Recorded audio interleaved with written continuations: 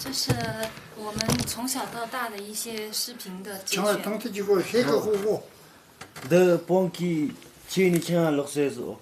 这是在成都的家里面，他自己看电视。后来我们就带他回草原来了。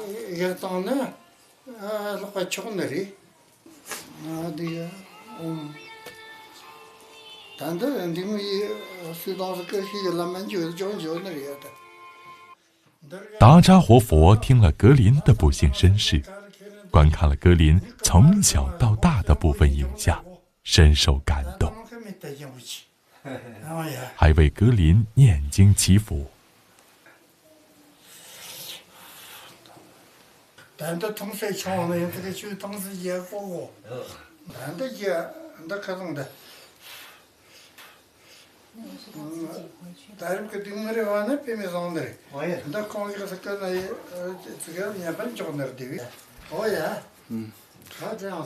我们替小格林，谢谢你。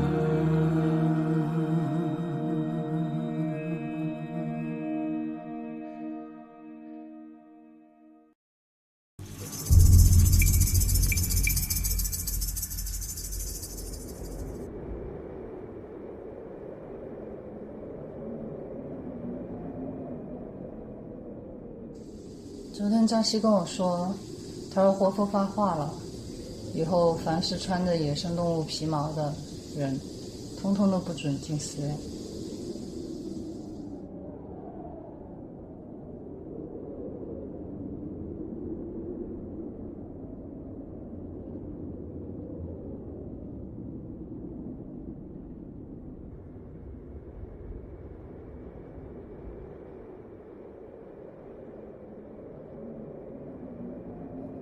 严冬的脚步加深，猎物越来越难找了。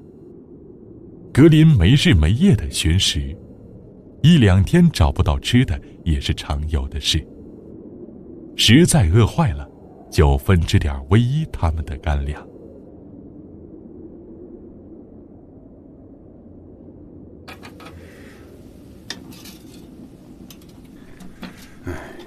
狼群也不知道跑哪儿去了，好久也没看到了。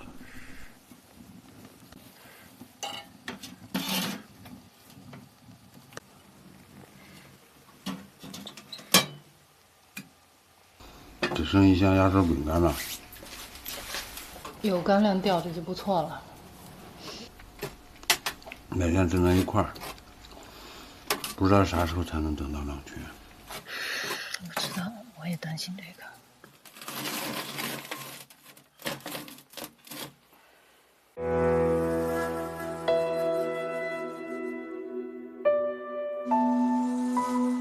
冬季，狼群集结是小格林回归的最佳时机。如果错过这个冬季，狼群再要接纳成年的格林几乎不可能了。如果不能重返狼群，格林的一生也就毁了。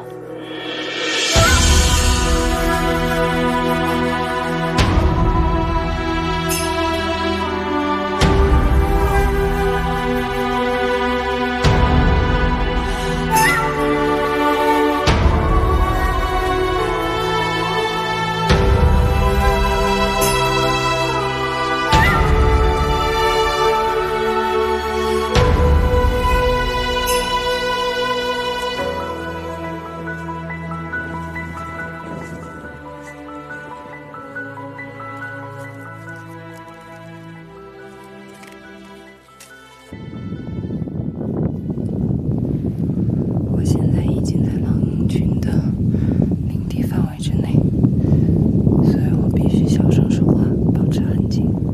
又发现狼洞了，原来他们搬到这儿来了。这个狼洞，人可以钻得进去。你不会是让我钻吧？看看这样我能拍的。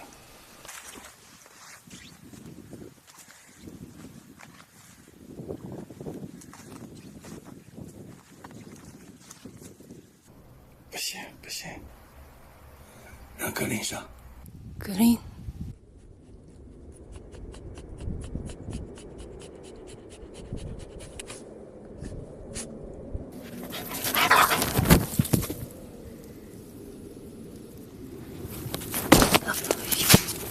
里面有东西。里面不会还有狼吧？这洞是穿的，那如果有狼，早就地遁了。他叼了个骨头出来，哎呀，真是吓死我了！他是这样子穿过去的。哎呦，那边还有他们吃剩的骨头。前山被那群放牛的人给占了，他们只有到后山来了。对，哦，说最近怎么看不到狼了？一个大白兔。哎，抢妈妈的，妈妈的，啊，妈妈这儿有。野狼哪有你吃的糖多呀？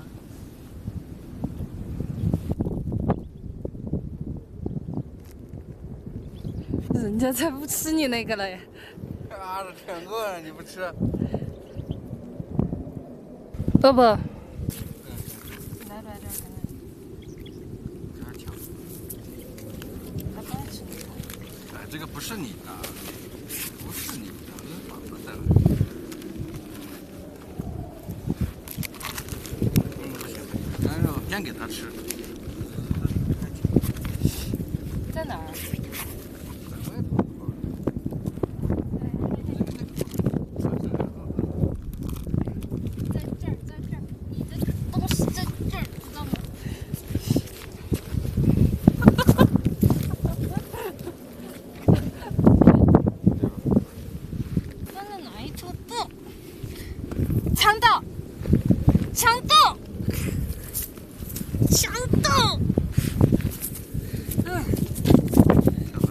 抢了一头走。哎，可以。也好的。你说这些狼群跑哪儿去了？吃点干肉就行了，说不定那一只正在暗处看着我们呢。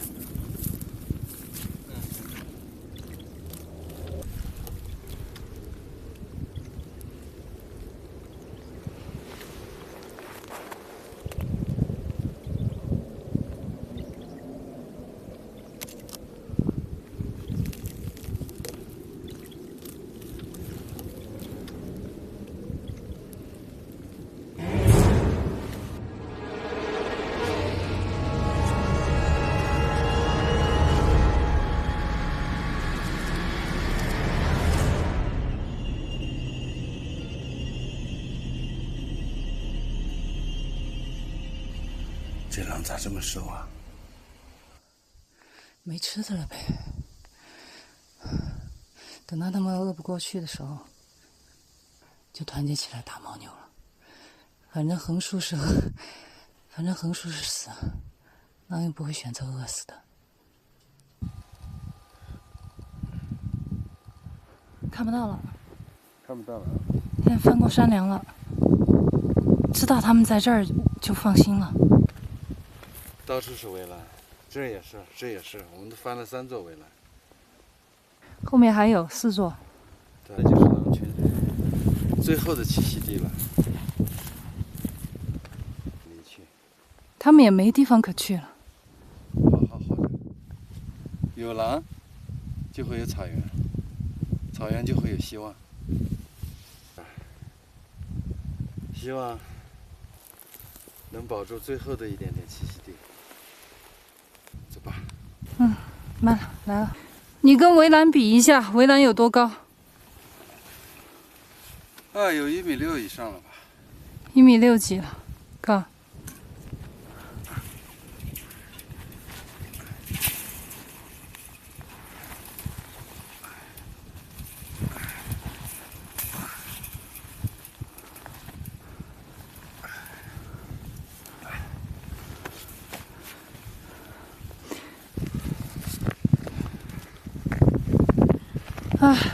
休息一下，累不累？好累呀！累坏了。饿得走不动了。你不要把我的脑袋压坏了。这样看起来你太牛了。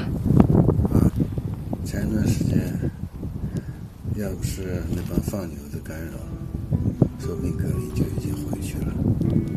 你看起来好像牛魔王啊！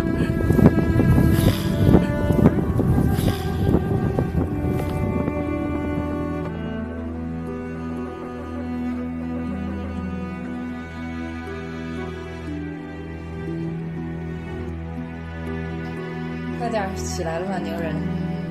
咱们得坚持牛到底。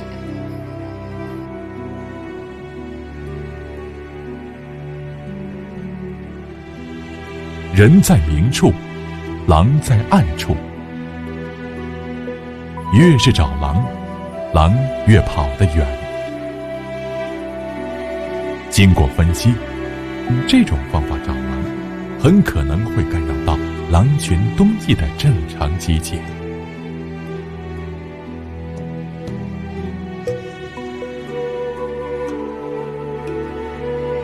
为了不让野狼再产生怀疑，能顺利接纳格林，唯一和易峰决定转变策略，不再带领或跟随格林，而是让格林独自巡山狩猎，从而增加格林遇见野狼的可能性，也可以锻炼和提高格林的独立性。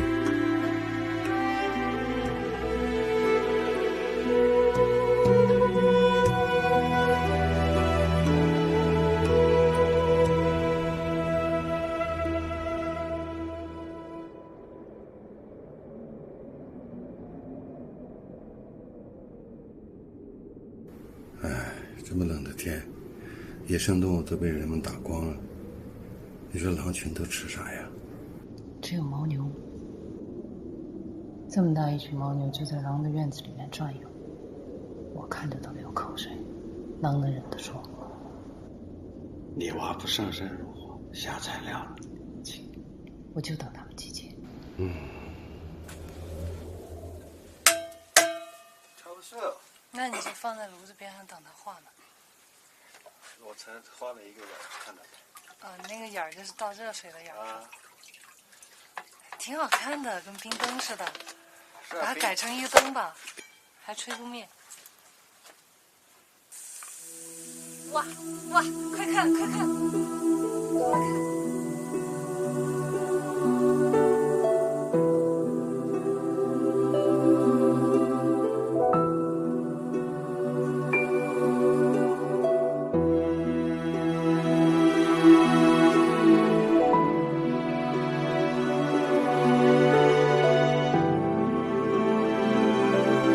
越是看不到希望的时候，越要让自己保持乐观的心态。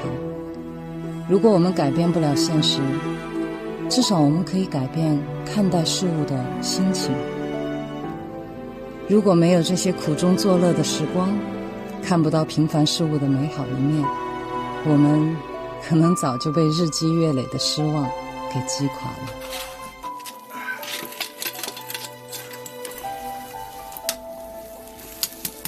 这最后2个了，稍微有点冻了哈。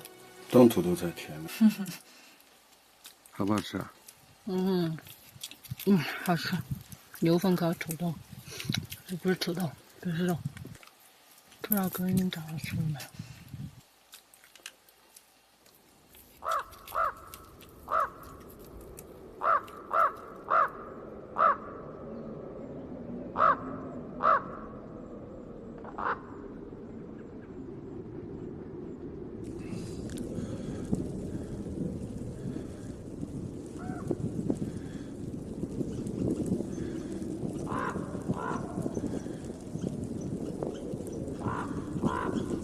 这小子鬼鬼祟祟的在干啥？去看看。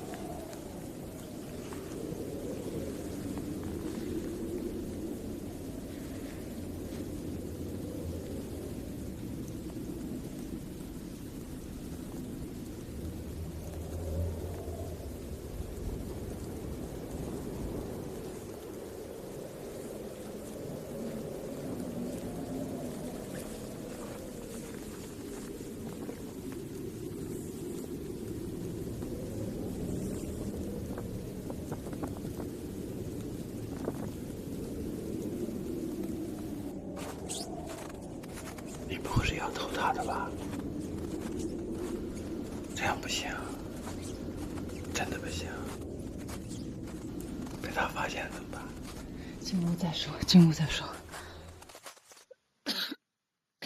这样真的不好，哎，真的不好，这样要不得，真的不好。好了好了，你不要念了。哎，那个腿后面好像是被啃过哎，没问题吗？没问题。就一次，我跟他换一次。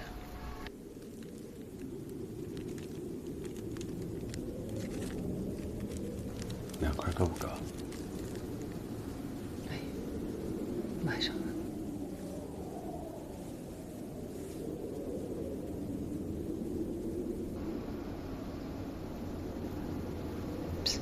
回来了，回来了。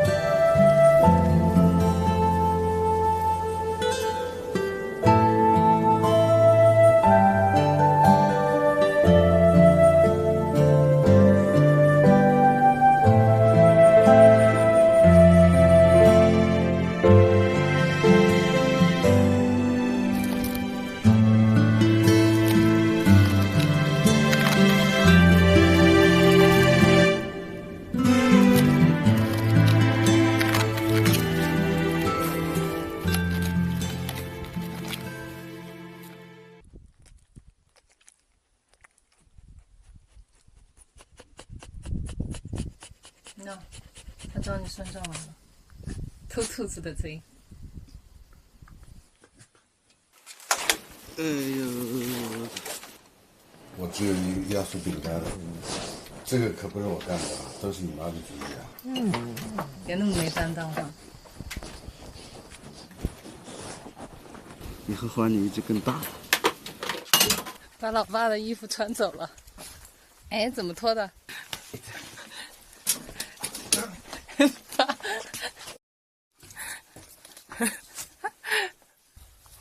好，咱俩换。那个，全吵。把你老爸的狼皮拿走了，穿上。要把你的衣服折腾的那个什么，给我。拿东西换吧，没辙。来，都是毛，这个是羊毛的，哎，纯毛的哦。太容易上当，小狼太单纯了。他就要你那件。把我屁股咬一口，好痛啊！谁让你骗他了？这样你拿，林，骨头给你换。来，好吧，比衣服好玩的。骨头，去吧。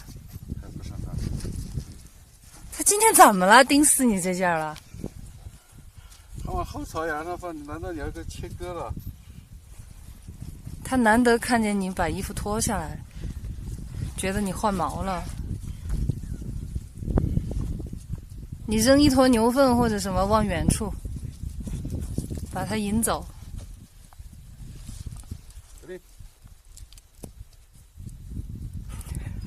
他不干，他不上当，因为你刚才骗了他，干脆你也在他屁股上咬一口嘛，这样你们俩就扯平了。还不痛？打屁股，不干。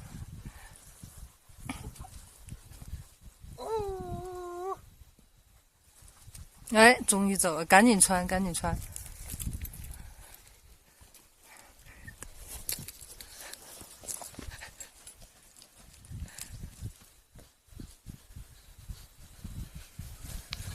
哇，力量之大！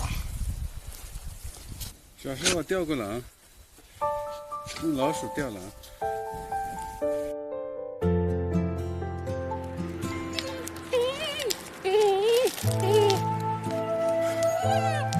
就是不松手，看到没？这就是狼的精神。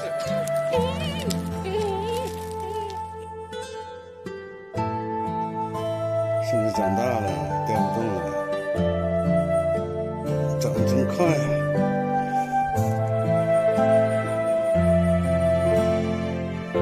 你小心它的牙，会不会拽掉？一会儿一拽，整副假牙下来了。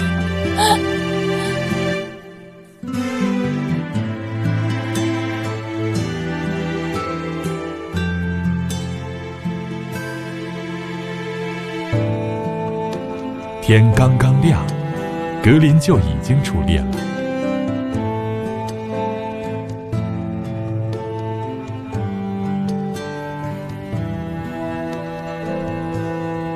一峰很是歉疚，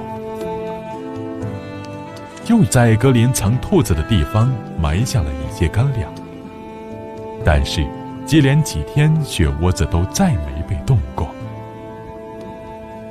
按狼的习惯，藏食时候非常警惕，绝不泄露天机。藏尸点一旦被发现，就绝不会再用了。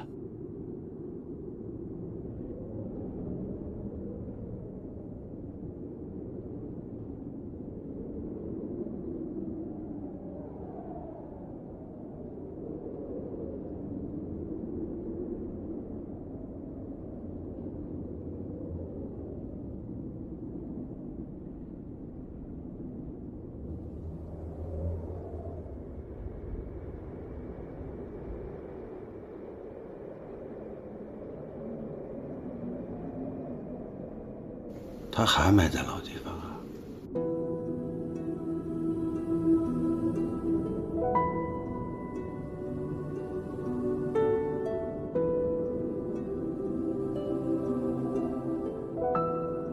他知道我们也饿。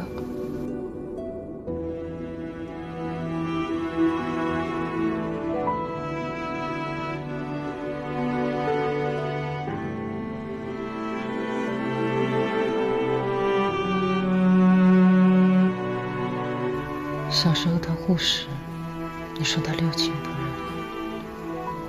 现在他自己都吃不饱，还要送食回来。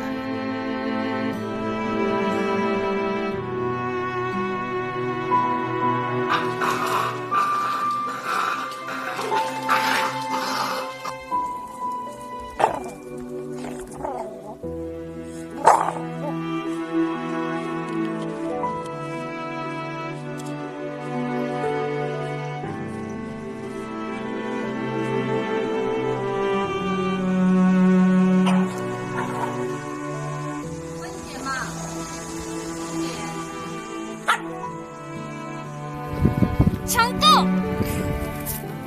强斗！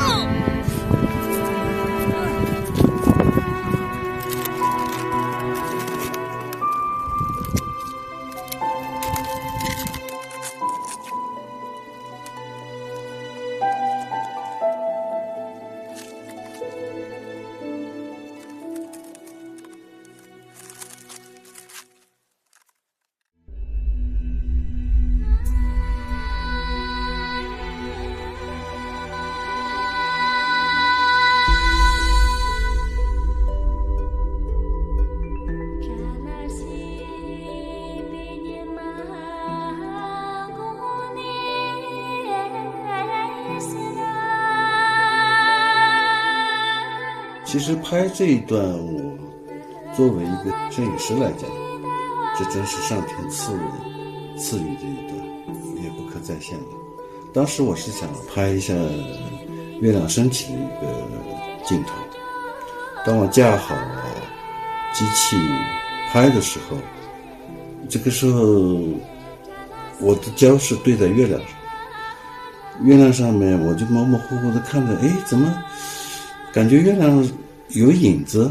里面有兔子啦！哎，我纳闷，我说是什么东西？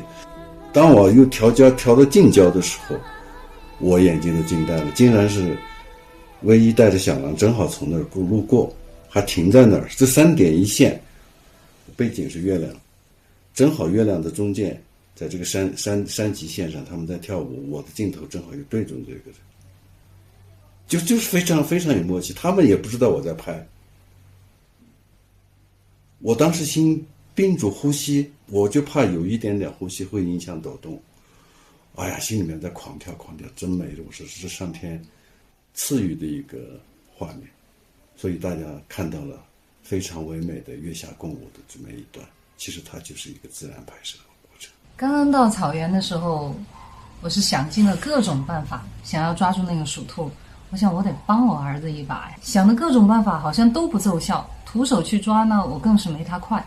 后来一峰跟我说，他说我有一个点子，就地取材，我只要2块板砖，2根牙签儿。好，然后他就设了一个陷阱，只要鼠兔一碰到这个牙签儿，它就会被2块板砖倒下来的板砖给夹住。然后设好这个陷阱以后，我们俩就都在旁边看，希望尽快能够抓到第一只鼠兔。结果我就看那些鼠兔远远的对这个面包根本就不感兴趣，然后我再看到一只鼠兔就这样盯着我们，好像那个表情就是在说，给你科普一下，我叫鼠兔，我是兔子，我吃草的，你把我当耗子呀。鼠兔对这个面包根本不感兴趣，反倒是麻雀对这个面包屑非常的感兴趣。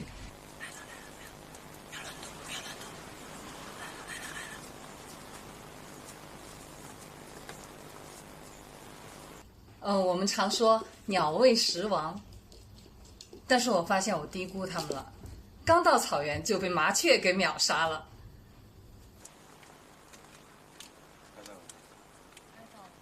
它不进那个孔。好狡猾啊！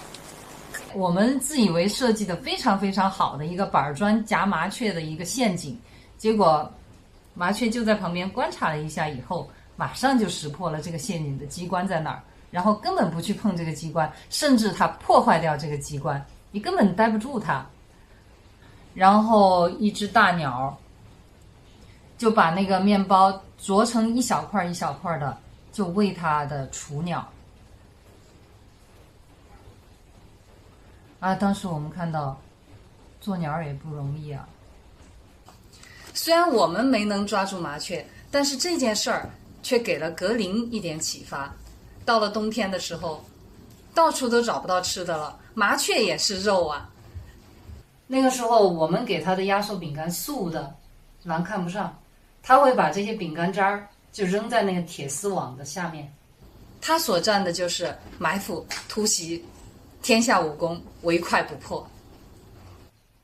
他也会从属兔的洞里面去把那个赫贝拟蒂鸭给抓出来吃。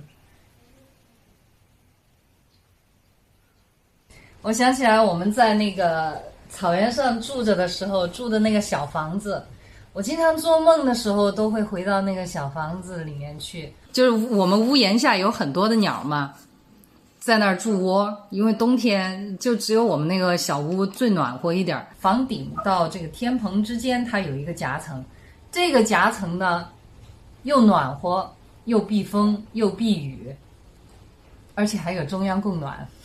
那些鸟早上都成了我们的闹钟，一到早上5点过的时候，吱吱吱吱吱就开始叫了，就把我们叫醒了。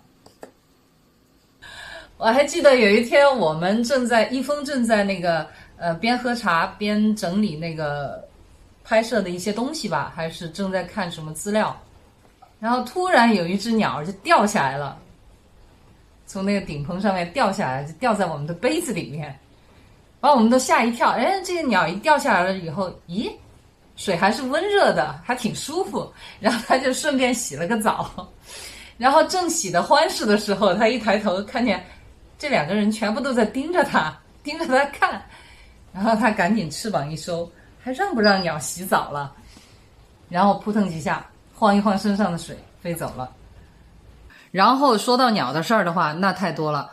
我们在小屋的旁边就用一个帐篷支在那个坑上面，就修了一个厕所。有一天我就发现那个厕所那个帐篷怎么在动呢，然后我再走进去一看的时候，我就发现这只鸟就在里面扑腾，它出不来。到底是从哪进去的？然后这一只赫贝拟蒂鸭它应该是一只幼鸟，它就在那个帐篷里面就挣扎着急出不来。然后这个时候我们看到了挺让我们感动的一幕，它的亲鸟，它的爸爸妈妈又啄那个纱窗网子，又撕扯帐篷，就想尽各种办法想把他的孩子给救出来。一只大鸟在撕扯那个帐篷，然后一只大鸟呢就在旁边就找一些吃的，给这个小鸟从那个纱窗洞里面就把这些吃的东西给它塞进去，就好像在安慰他，孩子你别着急，爸爸妈妈都在救你。一直就没有放弃，一直就想要救他。草原上哪怕一个很微小的生命哈，他都在为生存为活着而努力。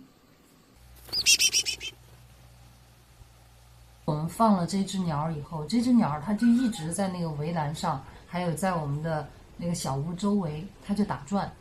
我们对它们的友善，它们也会回报我们以友善。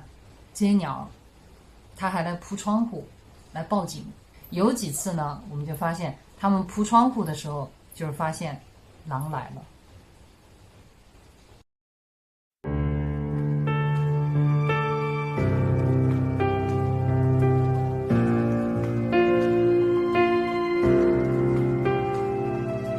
有人终将离开，雪花终将覆盖，遇见你那刻也是分离的开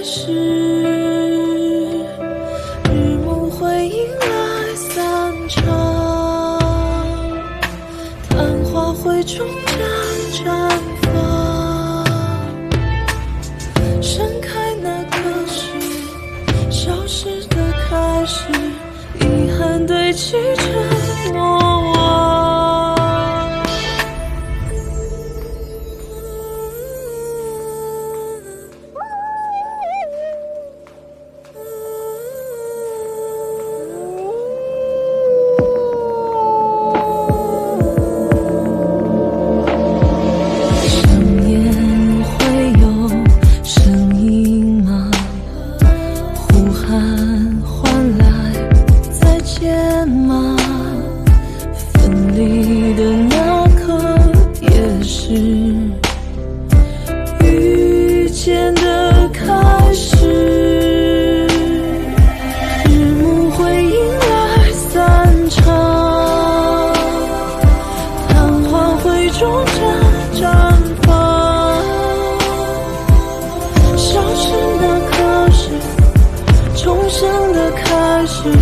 重返最初的模样。